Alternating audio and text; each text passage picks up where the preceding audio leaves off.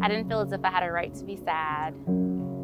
I didn't feel as if I had a right to not want to be here and to have all these negative emotions because I was living this amazing life, supposedly. And I just didn't feel as if it was validated. And when you don't feel validated, you don't speak up.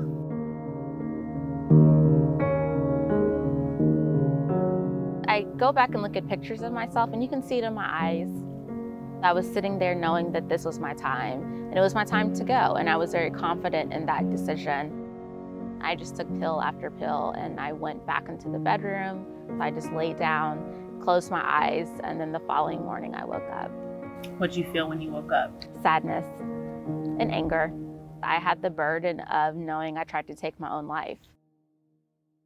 Paige Gaines is one of the tens of thousands of survivors of suicide, and now she's trying to help other kids survive as well. Efforts to help kids combat suicide have worked among white children, but for Black kids, hasn't done a thing. The numbers are still going up fast. If you see that children, regardless of race, regardless of culture, if you see that children are dying and they're dying from something that is very often preventable, that should be something that alarms all of us. Kids are suffering in silence, and what do? They go to what they know, they go to what they see, and what they see says maybe not living is a solution. There's this lack of preparation often from all of the adults in their lives to help them understand the kinds of challenges that they're going to have to navigate and the extent to which they're going to have to navigate these challenges.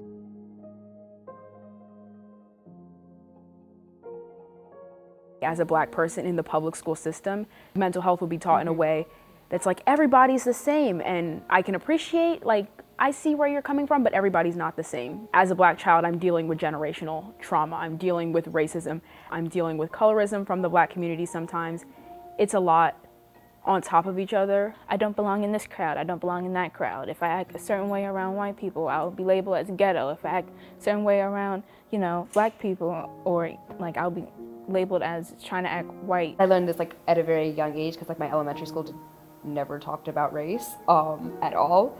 And I feel like race isn't communicated well in schools. In the Black community, children are expected to grow up faster. They're treated as grown-ups. They're being like suspended at higher rates, and they're often pushed to the side or treated like they can deal with more. Now I'm being expected to act much older, and so I feel like that's like a lot of responsibilities and pressure. There's this data that says that often people look at Black children as much older than they are. So the child might actually be 6, but people are looking at him or her like they're 10 years old and treating them accordingly. If a Black kid is acting out in class, they move towards punishing that behavior instead of getting the kid help, saying maybe something's going on at home, maybe this is a mental health concern. They need policies that say we will tolerate this, we will not tolerate that.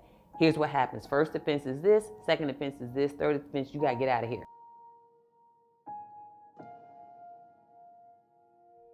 People having spaces to talk about it where they feel comfortable. In my experience, having a Black person talk to me about mental health and to talk about racism openly and to call out racism in the classroom has been so beneficial because it helps me see my self-worth. When you look at pictures like people talking to therapists, it's always like a white girl with blonde hair talking to her white therapist, and it's like, well, if it's only white people who need therapy, then clearly I'm fine. What I say to parents is don't beat yourself up, right? You're doing the best you can. Do not ask kids, how was your day? Because you're gonna get fine. Instead, you change the question, reframe the question. Tell me something good that happened to you today. Tell me something bad that happened to you today.